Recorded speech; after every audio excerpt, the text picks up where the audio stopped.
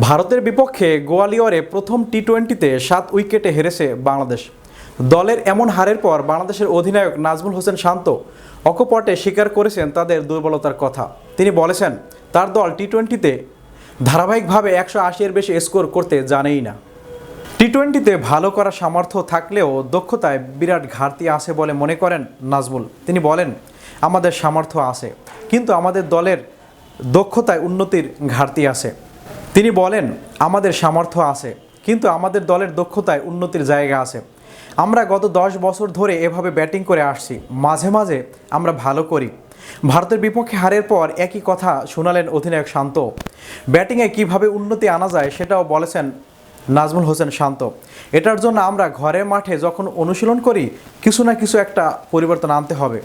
আমরা যখন ঘরে মাঠে খেলি তখন 140 থেকে 150 রানের উইকেটই হয়। ব্যাটসম্যানরা ওই রানটা কিভাবে করতে হয় সেটা জানে, কিন্তু আমরা জানি না কিভাবে 180 করা যায়।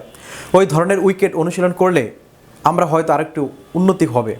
আগামী 9 অক্টোবর সিরিজের দ্বিতীয় টি-20 ম্যাচে মাঠে নামবে বাংলাদেশ। সেখানে ঘুরে দাঁড়ানোর ব্যাপারে আশাবাদ ব্যক্ত করেন শান্ত।